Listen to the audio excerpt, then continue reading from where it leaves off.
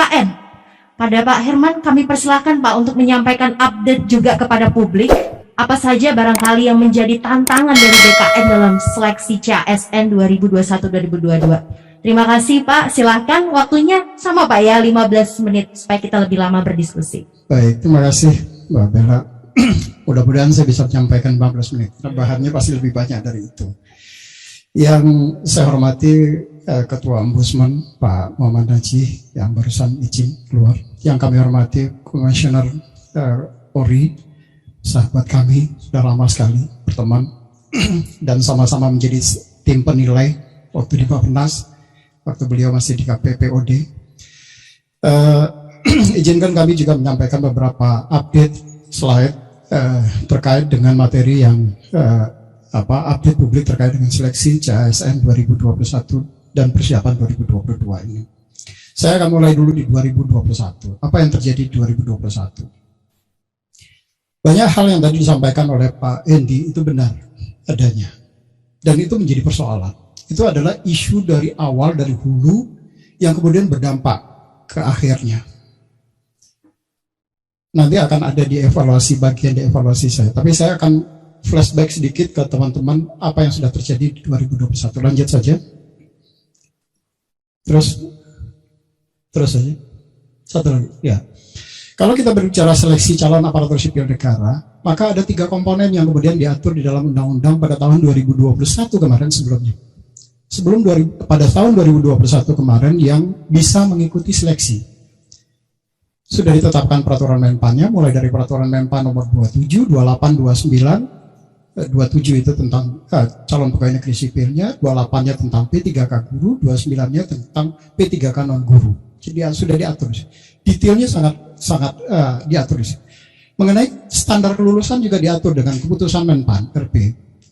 Termasuk tadi pemberian afirmasi. Juga sudah diatur di dalam peraturan Menpan, keputusan Menpan.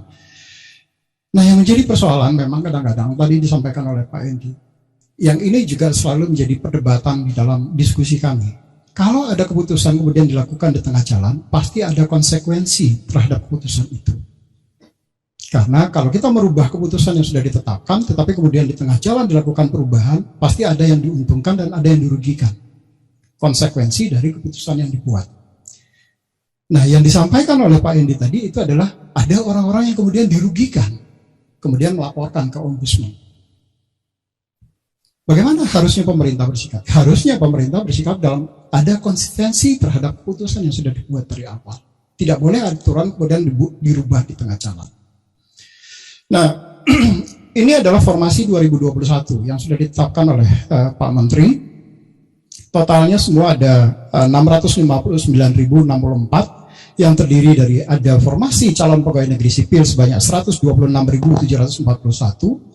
Kemudian guru 506.252 tadi sudah disampaikan oleh Pak Menuk, dan P3K non guru sebanyak lebih kurang sekitar 42 ribuan atau 26.771. Di sini ada formasi untuk non guru itu macam-macam, ada yang untuk tenaga TVRI, RRI dan penyuluh pertanian, penyuluh KB dan segala macam. Khusus untuk CPNS, formasi yang 126.741 tadi, itu kemudian dibagi. Ada yang formasi untuk diaspora, yang orang-orang sekarang, orang anak-anak terbaik di Indonesia, tetapi dia sedang berada di luar negeri, yang sebetulnya mereka punya keinginan untuk mengabdikan diri di pemerintahan ini. Kemudian kita kasih kesempatan, ada formasi khusus bagi mereka. Kemudian ada formasi yang mereka yang memang anak-anak terbaik, yang lulusan-lulusan terbaik, kemudian diberikan formasi khusus juga, yang kita sebut dengan formasi cum laude. Kemudian juga ada yang disabilitas. Jadi orang-orang yang kemudian walaupun berdisabilitas kemudian ada persyaratannya. Misalnya kalau dia tunanetra tentu tidak bisa menjadi guru. Misalnya kalau gurunya guru menggambar kan akan sulit karena bersangkutan tidak bisa. Jadi ada beberapa persyaratan disabilitas yang kemudian boleh dilamar. Kemudian ada formasi khusus untuk putra-putri dan putra-putri Papua, dan sisanya adalah umum sebanyak 118.976 orang. Lanjut. Nah, betul tadi disampaikan oleh Pak Ketua Ombudsman bahwa di dalam proses pelaksanaan seleksi itu tidak ada lagi atau relatifly sangat kecil intervensi orang dilakukan melalui manual. Semua proses dilakukan menggunakan teknologi informasi, mulai dari pendaftaran sampai yang bersangkutan kemudian menyelesaikan seleksi dan pada saat yang bersangkutan mau diangkat menjadi calon pegawai negeri sipil atau calon pegawai P3K, itu juga semua dilakukan by system. Keputusan yang dibuat di dalam penentuan kelulusan atau tidak lulusnya itu juga dilakukan by system. Jadi tidak ada intervensi. Sebetulnya teman-teman mudah sekali untuk melihat apakah saya lulus atau tidak. Baca keputusan Menpannya, berapa nilainya, bandingkan. Itu akan langsung ketahuan, oh saya pasti lulus, saya pasti nggak lulus. Saya bisa pastikan tidak ada intervensi nilai sama sekali yang dilakukan oleh BKN. Dan semua nilai yang keluar itu adalah kalau yang keluar di dalam, kalau tadi Pak Andy mengatakan bahwa ada ketidakkonsistenan nilai yang keluar di live streamingnya YouTube dengan yang dicatat oleh peserta. Betul, kadang karena jaringan teknologi informasi di Republik ini kan nggak standar, nggak sama. Ada yang di wilayah-wilayah timur terutama itu terjadi lag pada saat mereka menyelesaikan, kemudian ditransmit ke live streamingnya YouTube, ada lag di situ. Kalau di CASN di sistem CAT, kemudian kami menyiapkan begitu teman-teman menyelesaikan seleksi, maka mereka bisa mencetak sertifikasi berapa nilainya. Nah, nilai sertifikasi itulah yang keluar di dalam sertifikasi, itulah yang kemudian menjadi nilai yang menjadi pegangan. Karena kita tidak lagi berdebat karena ada isu terkait dengan lag jalur komunikasi. Kalau nilai yang ada di sertifikasi itu adalah nilai yang sebenarnya. Kalau di YouTube itu kadang-kadang ada lag, tapi di sertifikat yang dikeluarkan dan sertifikatnya juga dilakukan, mereka bisa melakukan pencetakan sendiri, tidak ada BKN menyediakan. Mereka tinggal menginput nomor pesertanya, nanti keluar nilai sertifikat nilainya, maka dia bisa langsung mencetak berapa skor yang diperoleh. Apakah TIU, TWK, TKP, karakteristik pribadi dan segala macam. Nah, untuk seleksi guru juga dilakukan by system. Pertukaran data yang dilakukan antar BKN dan Dikbud itu juga dilakukan by system. Tidak ada kemudian teman-teman Dikbud mengirimkan data manual yang kemudian ada potensi BKN kemudian bisa merubah-rubah nilainya. Nggak bisa, karena proses pertukaran data dilakukan menggunakan web service atau API service, application programming interface, sehingga dan data pada saat disubmit itu harus dalam posisi terenkripsi. Jadi nggak bisa kemudian orang merubah. Kalau dia mau merubah atau membuka nilai tadi, maka dia harus mendekrip terlebih dahulu data yang dikirimkan tadi. Ini untuk menjaga kerahasiaan dan memastikan bahwa tidak ada orang yang kemudian bisa melakukan intervensi terhadap ini. Even saya sendiri atau even pimpinan BKN. Pimpinan BKN anaknya kemarin berapa orang ikut seleksi dan tidak lulus, ya konsekuensinya nggak lulus. Anaknya Bu Sesma 2 orang ikut nggak lulus, ya nggak lulus. Anaknya Deputi PMK 2 orang yang ikut nggak lulus, dua-duanya ya nggak lulus. Ini adalah pilihan. Begitu kita mau menerapkan sistem, maka ada privilege yang dulu mungkin zaman dulu itu ada. Kalau dia nggak usah jadi deputi di BKN atau direktur di BKN, Selon 3 saja di BKN dia bisa nyisipin nama anaknya lulus. Gitu. Itu zaman dulu. Sekarang privilege itu nggak ada lagi. Dan kita menyadari itu. Saya menyadari betul itu. Dan saya sampai ponakan kandung saya nggak lulus juga seleksi. Dan kakak saya mengatakan, masa sih kamu deputi yang megang datanya nggak bisa menolong? Saya dimarahin habis-habisan. Dan saya mengatakan pilihannya cuma 2. Saya tolong dan saya ketahuan, karena pasti akan ketahuan. Dan saya kemudian berakhir di KPK. Jadi pilihannya itu, apakah kakak menginginkan saya mencoreng nama keluarga, 7 turunan nggak akan hilang-hilang nama itu, atau ya kita ikuti prosedurnya yang ada. Alhamdulillah kemudian diterima, ya sudah kalau anak saya nggak lulus ya, karena memang dia nggak benar. Padahal saya tahu ponakan saya itu sudah kursus macam-macam, gitu. Tapi ya belum rezekinya kalau saya mengatakan. Dan semua proses itu dilakukan baik, termasuk menandatangani pun Pak Kepala itu juga tidak menandatangani dokumen. Itu dilakukan by system juga. Jadi Pak Kepala itu nggak bisa melakukan perubahan karena begitu nilai tadi disubmit ke Pak Kepala itu sudah dalam format PDF yang nggak mungkin lagi bisa dirubah oleh Pak Kepala. Dan format PDF-nya tadi juga generate by system. Ini untuk memastikan bahwa semua hak-hak warga tadi itu bisa terpenuhi. Konsekuensinya tadi ada privilege yang hilang di BKN. Lanjut. Nah, ini tahapannya. Saya mungkin nggak akan baca karena waktunya tadi nggak panjang. Tapi tahapan mulai dari bagaimana kita mengumumkan formasi yang sudah ditetapkan oleh Pak Menteri sampai dengan bagaimana mereka mendaftar, pelaksanaan seleksi, ada periode sanggah. Sanggah ini juga tahun-tahun sebelumnya nggak ada. Jadi saya kalau boleh mengatakan Pak Hendi ini saya rilis pada saat zaman saya sanggah itu. Karena saya ingin menghadirkan bahwa semua orang pasti punya hak dong. Kalau saya merasa dizolimi oleh sistem atau oleh panitia misalnya, maka saya harus diberikan keleluasaan untuk memberikan sanggahan. Sebelumnya nggak ada mekanisme itu, dan itu kita berikan kemarin. Sudah 2 tahun ini mekanisme sanggah itu kemudian ada. Baru 2 tahun pelaksanaan mekanisme sanggah ini dan Pak Kepala kemudian menerima, karena ya kalau sanggahannya tentu dengan ada prosedur persyaratan. Misalnya sanggahannya tidak boleh kemudian melengkapi dokumen misalnya. Karena itu sudah di-stated dari awal. Kalau Anda melengkapi dokumen, itu namanya tidak sanggahan. Tetapi kalau sanggahan dilakukan, misalnya ada yang dirugikan atau dicurangi, misalnya, katakanlah formasi nakes misalnya.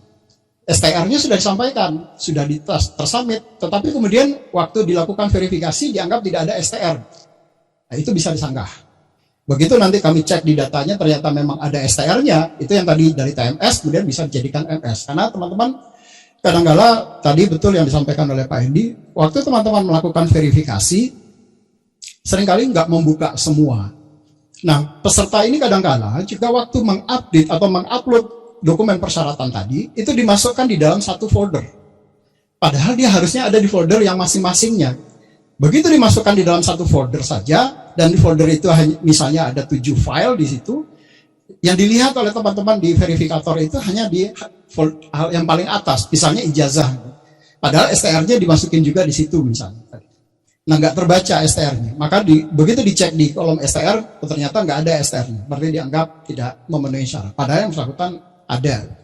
Nah, ini ketidakjelian di dalam melakukan verifikasi yang itu kemudian menjadi berdampak pada yang bersangkutan. Atau sebaliknya, yang tadi disampaikan oleh Pak Hendi terkait dengan data misalnya. Itu juga bagian dari evaluasi saya bahwa ini persoalan rumit di Republik. Kadang-kadang teman-teman itu juga waktu melakukan verifikasi itu melihatnya dengan kacamata kuda. Misalnya persyaratan keputusan Menpannya, syarat administrasi pendidikannya itu adalah kualifikasinya administrasi negara misalnya, atau administrasi publik. Kalau ada orang yang mendaftar dengan administrasi negara, administrasi pemerintahan, itu nggak lulus. Padahal ini kan substansi yang sama sebetulnya. Bahkan kita memberikan rambu-rambu. Kalau teman-teman masih ragu mengenai kualifikasi pendidikan, bisa konsultasi ke teman-teman Ditjen Pendidikan Tinggi, Kemendikbud. Kalau itu sudah dilakukan dan ternyata masih meragukan apakah ini satu rumpun atau tidak, maka bisa dilihat, karena kan mereka juga menyampaikan transkrip. Bisa dilihat apakah mata kuliahnya 60% sama atau enggak. Kalau 60% sama, ya berarti itu satu rumpun. Nah, ini yang banyak menjadi isu persoalan, sehingga waktu melakukan verifikasi administrasi tadi tidak cermat. Kalau di hulunya tidak cermat, ya belakangnya tidak cermat. Begitu ditetapkan oleh BKN, ya itu tadi akhirnya menjadi TMS atau menjadi MS yang seharusnya memang MS. Lanjut. Ini yang mengikuti seleksi kemarin. Jadi secara total yang mengikuti seleksi, yang mendaftar atau yang mengisi formulir itu 4,5 juta. Jadi betul yang disampaikan oleh Pak Ketua tadi. Minat untuk menjadi CPNS atau CASN ini masih luar biasa tinggi. Tahun lalu 4,2 juta. Yang mendaftar itu, yang mengisi formulir 4,6, tetapi kemudian yang melanjutkan sampai final formulir itu adalah 4.200.321. Yang tahun ini yang mengisi formulir itu 4,5 juta, tetapi yang melanjutkan sampai proses dia submit dokumen segala macam itu 4.031.000. Jadi minat untuk menjadi calon aparatur sipil negara itu juga masih sangat tinggi. Dan dari jumlah itu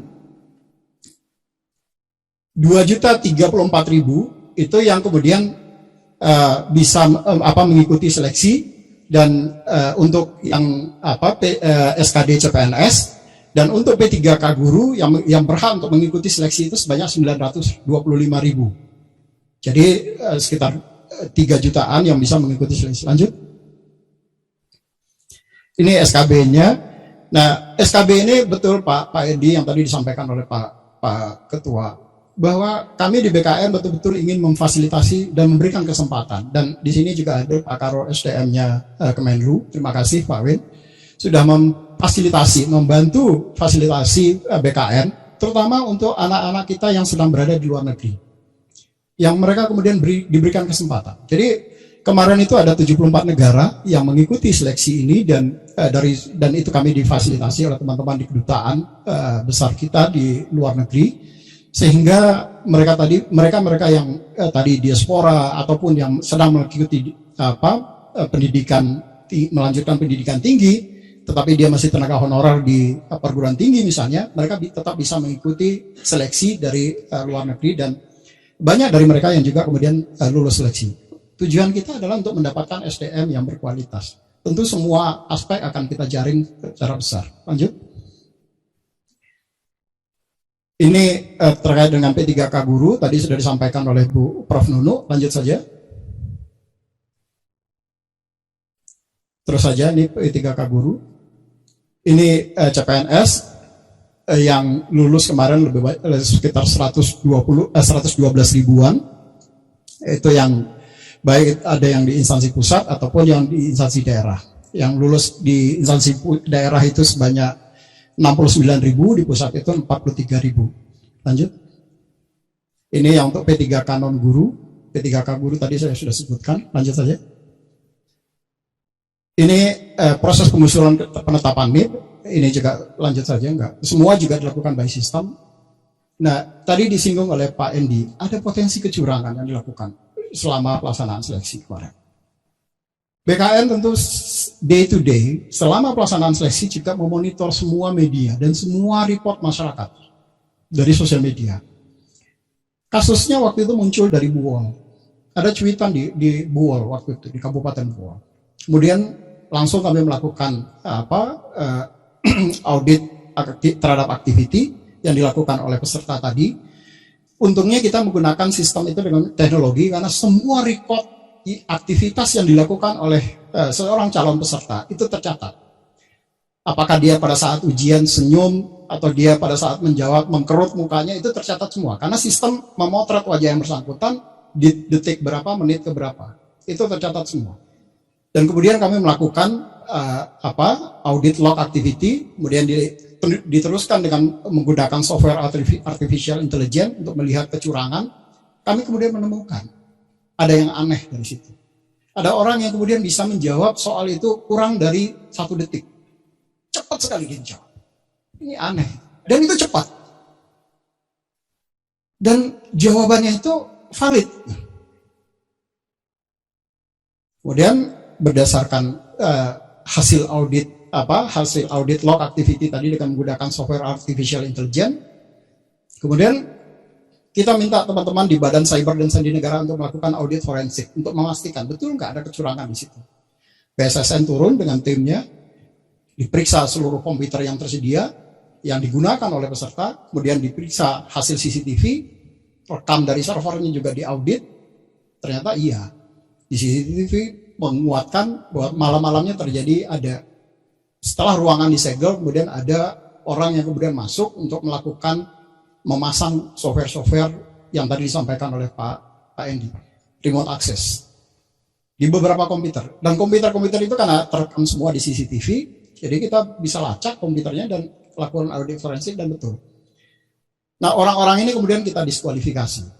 Jumlahnya ada sekitar 375-an orang yang kita diskualifikasi.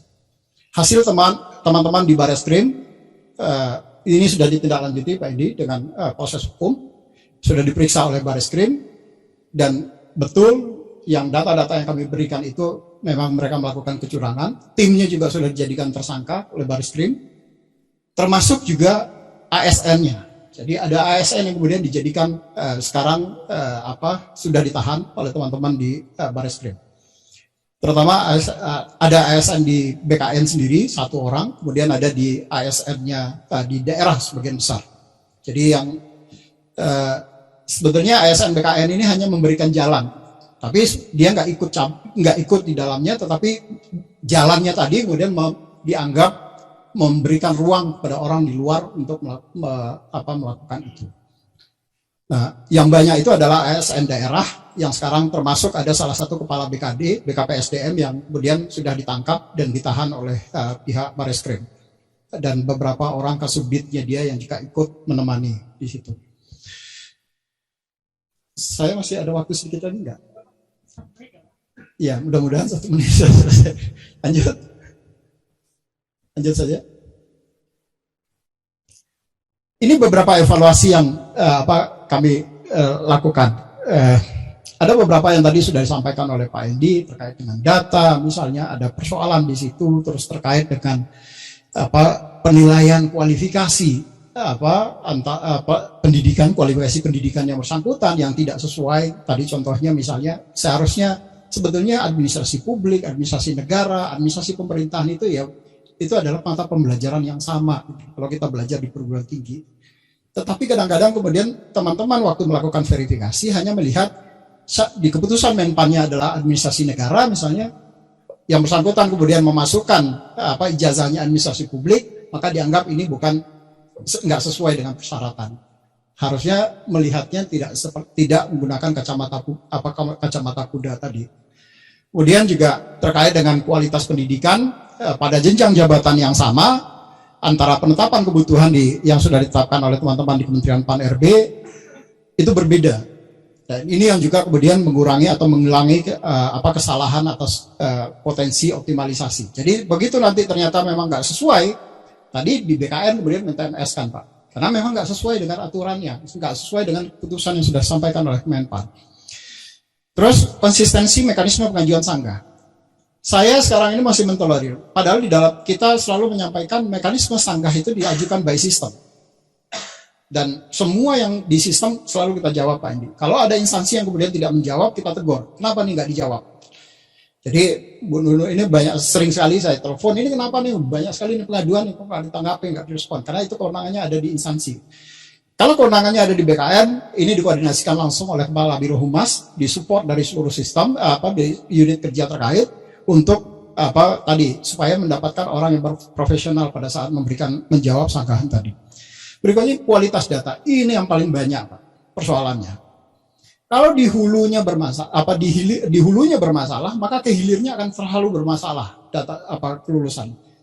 Termasuk yang miris yang tadi disampaikan oleh Pak Edi. Itu terjadi. Orang yang sudah lulus seleksi administrasi, dia mengikuti SKD, dia mengikuti SKB, tahu ternyata begitu dia memasukkan pemberkasan pada saat penetapannya, loh kok ini nggak sesuai. Nah karena nggak sesuai ya di TMS kan. Karena memang di peraturan undang-undangannya itu BKN punya kewenangan kalau nggak sesuai dengan aturan, maka BKN bisa men-TMS-kan yang bersangkutan. Kemudian ada isu terkait dengan peserta mengundurkan diri, tapi ini sebetulnya isu di media itu luar biasa besar dan itu digoreng terus. Yang mengundurkan diri itu sekitar 105 orang. Saya sampaikan dari 293.000 yang lulus di guru, karena 105 orang itu termasuk guru dan segala macam. 105 orang dari 293.000 tambah 112.000. Dari yang 105 orang yang mengundurkan diri tadi, yang benar-benar baru fix mengundurkan diri itu hanya 11 orang. Kenapa yang ada perbedaan? Karena yang 90-an lagi itu sebetulnya masih bisa diajukan penggantian formasinya dengan orang peringkat berikutnya. Itu sudah diatur di dalam peraturan Menpannya. Jadi kalau ada orang yang mengundurkan diri, maka dia bisa diajukan pengganti, kemudian penggantinya diambil yang the second base-nya dari orang yang lulus tadi. Nah, yang diangkat di publik itu adalah, ini mengundurkan diri banyak. Padahal yang fix, kalau dia sudah ditetapkan NIP-nya, baru kemudian nggak bisa diganti. Nah, itu hanya 11 orang kalau yang benar-benar sudah fix seperti itu. Tapi medianya kan yang diramaikan yang 105 ya. Jadi ini ya kadang-kadang media kita itu kan bikin judul yang bombastis, tapi kemudian isinya nggak mencerminkan itu. Gitu. Terus yang terakhir adalah ini yang penting yang saya juga ingatkan karena ini nanti akan konsekuensinya terhadap 2022. Tadi sebetulnya Pak Edi sudah menyampaikan komitmen kita kalau orang sudah diseleksi, dia sudah lulus seleksi, kan seyogianya segera diajukan penetapan nomor induknya. Data saya menunjukkan Dari 293.000 yang mengikuti seleksi, baik tahap 1 dan tahap 2, tahap 1 sudah relatif hampir 98% yang ditetapkan nomor induk P3K. Tapi tahap 2 itu baru sekitar 60-an%. Dan bahkan ada sekitar 32 instansi yang sampai sekarang itu belum mengajukan untuk penetapan NIP. Nah, celakanya, saya bilang celakanya, dari yang sudah ditetapkan NIP-nya oleh BKN, PPK kemudian tidak mengangkatnya, tidak menerbitkan surat keputusan pengangkatan yang bersangkutan. Kalau yang SK-nya diterbitkan, apa yang sudah diterbitkan SK-nya, itu hanya baru sekitar 40-an%. Ini kan kasihan guru-guru ini. Dia sudah ikut seleksi, lulus, sudah diberikan NIP-nya, tapi nggak diangkat-angkat. Ini kan zolimi betul. Alasannya mungkin macam-macam. Tadi salah satu anggaran yang disampaikan oleh Pak Edi. Banyak memang instansi yang kemudian mengusulkan anggaran. Kalau saya selalu berpikirnya gini, kalau memang ini prioritas bagi kita, pengembangan SDM tadi adalah sesuatu kegiatan yang prioritas, maka tentu prioritas tadi dia levelnya lebih tinggi pada saat kita berbicara di mata anggaran. Saya kebetulan orang perencanaan, saya 29 tahun karir saya ada di Bappenas, saya dulu bekerja di Bappenas, dan saya paham betul mengenai bagaimana kita harus menyusun perencanaan di dalam pembangunan, termasuk perencanaan anggaran. Maka kalau ini dianggap prioritas, maka dia harus mengalahkan yang lain-lain. Jangan kalau uangnya terbatas, katakan uangnya 10, tapi semua dianggap prioritas. Ya berarti kita nggak nyusun perencanaan sebetulnya di situ. Nah, kita harus mampu membuat skala prioritas. Apalagi kalau kita selalu, kan saya yakin betul kepala daerah, misalnya bupati, gubernur, wali kota, itu kan pasti selalu pengembangan SDM itu adalah prioritas utama yang disampaikan, termasuk presiden sendiri. Tapi realitanya begitu sudah diseleksi, dan teman-teman di BOS selalu mengatakan salah satu komponen penting di dalam pembinaan SDM tadi adalah guru. Tapi begitu gurunya lulus seleksi nggak diangkat, kan jadi apa ya? Jadi anomali bagi saya. Ini gimana sih sebetulnya? Gitu. Kalau dikatakan uangnya tidak ada, saya sudah membaca surat edarannya Dirjen Perimbangan Keuangan, saya sudah membaca surat Dirjen Keuangan Daerah Kementerian Dalam Negeri. Kalau uangnya memang belum diusulkan di situ, maka silakan dilakukan revisi terhadap anggarannya. Diberikan ruang untuk melakukan itu. Kalau itu memang dianggap sebagai sesuatu yang prioritas. Tapi ya itu tadi, sampai sekarang masih ada 32 daerah yang sama sekali belum mengusulkan. Ini miris betul. Saya khawatir jangan sampai nanti tahap kedua, ini akan menjadi lebih bermasalah lagi. Dan tadi yang sudah pakai SK pun baru hanya 47%. Ini kan miris banget ini. Baru masih kurang dari 50% orang yang sudah ditetapkan nomor induk. Dan ini beberapa hal yang 2021 kemarin yang perlu menjadi perhatian kita bersama, dan sebagian besar yang tadi disampaikan oleh teman-teman Ombudsman itu juga kami temukan sama persis sebetulnya. Dan biasanya kami selalu rapat, bahkan saya beberapa kali diajak rapat sama teman-teman Ombudsman itu di hari weekend, hari Sabtu, hari Minggu, untuk membahas setiap detail, setiap ada pengaduan yang disampaikan oleh teman-teman atau oleh masyarakat kepada Ombudsman, dan kita berusaha untuk menjelaskan. Kalau itu memang tidak sesuai atau posisinya TMS ya TMS, tetapi kalau itu kemudian sebetulnya ada kesalahan dari sisi pemerintah pada saat melakukan verifikasi, dan seperti tadi disampaikan oleh Pak Endi, ya itu harusnya di MS kan. Ini yang kita lakukan, dan tentu mediasinya teman-teman Ombudsman untuk melakukan itu akan sangat dirasakan oleh masyarakat.